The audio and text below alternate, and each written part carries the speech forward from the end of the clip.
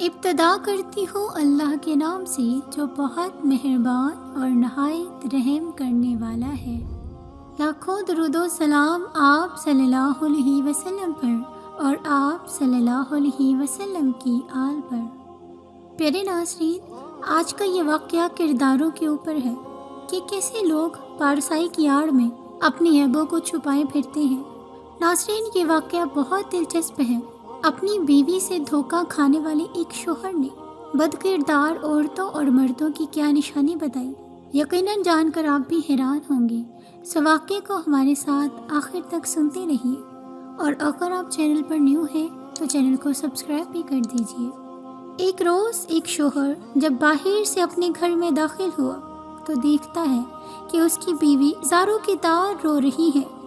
جب اس نے اپنی بیوی سے رونے کا سبب دریافت کیا تو بیوی کہنے لگی، ہمارے گھر کے پیڑ پر بیٹھنے والے پرندے بسا اوقات مجھے بلا شرعی حجاب اور بغیر پردے کے دیکھتے ہیں تو مجھے ڈر لگتا ہے کہ کہیں اس میں اللہ کی معصیت اور گناہ کا ارتکاب نہ ہو، جس کا اگر مجھے ایک دن اللہ کے سامنے حساب دینا پڑ گیا تو میں کیا جواب دوں گی۔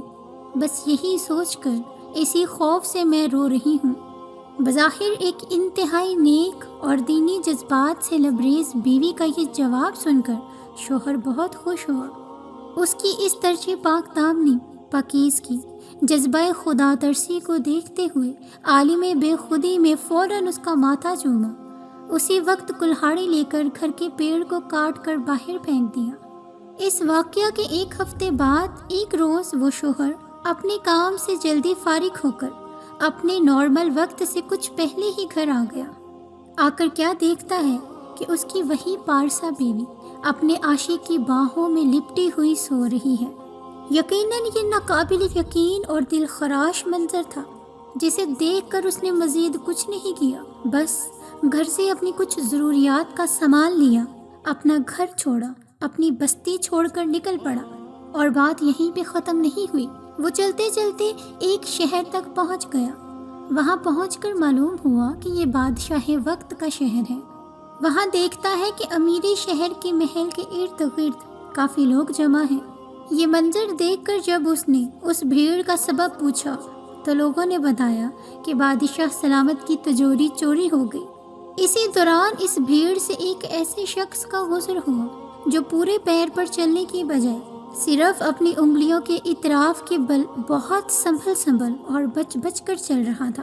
اس کے چلنے میں انتہائی احتیاط تھی۔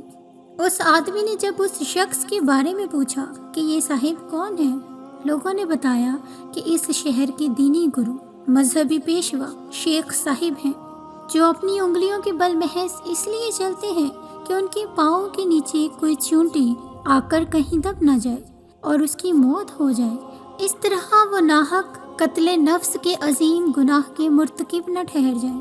شیخ صاحب کے متعلق لوگوں کا یہ جواب سن کر اس آدمی نے فوراً اور برجستے کہا، اللہ کی قسم، مجھے بادشاہ کے خزانے اور تجوری کے چور کا پتہ حتمی مل گیا ہے، مجھے اسی وقت بادشاہ کے پاس لے چلو۔ بادشاہ کے پاس پہنچ کر ابتدائی حال چال کے بعد اس آدمی نے عرض کیا، بادشاہ سلامت، آپ کی تجوری کا چور کوئی اور نہیں ہے بلکہ آپ کے اس شہر کے دینی گرو، مذہبی پیشوا شیخ صاحب ہی ہیں۔ یہ سن کر بادشاہ کو سخت حیرت اور تعجب ہوا، جس پر وہ آدمی مزید یقین دہانی کراتے ہوئے کہنے لگا کہ اگر مجھے اس الزام میں جھوٹا پایا جائے تو میرا خون معاف، اور اگر اس الزام کے بدلے میری گردن بھی اڑا دی جائے تو بھی میں اس کے لیے مکمل طور پر تیار ہوں۔ آخرکار بادشاہ نے اس کا اتنا پختہ جواب سن کر شیخ صاحب کو فوراً دربار میں حاضر کرنے کا حکم دیا۔ انہیں دربار میں لایا گیا۔ پوچھ تاچھ اور تحقیق کے بعد آخرکار شیخ صاحب نے اپنا جرم قبول کر لیا اور تجوری چوری کا اعتراف بھی کر لیا۔ شیخ کے اقرار جرم کے بعد بادشاہ اس شخص سے کہنے لگا، تم یہ بتاؤ کہ آخر تم کو کیسے پتہ چلا کہ چور یہی شیخ صاحب ہیں، جبکہ وہ اپنی ظاہری شکل و صورت وضاقتہ سے انتہائی نیک، صالح اور پارسا دکھتے ہیں؟ بادشاہ کے اس سوال کا جو قیمتی جواب اس آدمی نے دیا وہ اپنے سابقہ تجربات کی روشنی میں دیا، اور وہ جواب تھا، جب بھی اظہار پارسائی میں مبالغہ آرائی ہو رہی ہو، جہاں بھی نیکی اور فضائل کے بیان میں حد سے زیادہ دکھاوا نظر آئے، آپ فوراً سمجھ لیں کہ وہاں ضرور کسی بڑے جرم اور گناہ کو چھپانے کی کوشش ہو رہی ہے۔ سچ یہ ہے کہ صرف لباس پارسائی سے شرافت آ نہیں سکتی، شرافت نفس میں ہوگی تو انسان پارسا ہوگا۔ کردار کو کپڑوں میں چھپا رکھا ہے تو نے، کپڑوں کی طرح تو تیرا کردار نہیں ہے۔ اللہ رب العزت ہم سب کو ظاہر کے ساتھ ساتھ اپنے باطن کو بھی سنوارنے کی نیک توفیق نیز ہمیشہ سچی پارسائی اور حقیقی تقوی نصیب فرمائے۔ آمین یا رب العالمین۔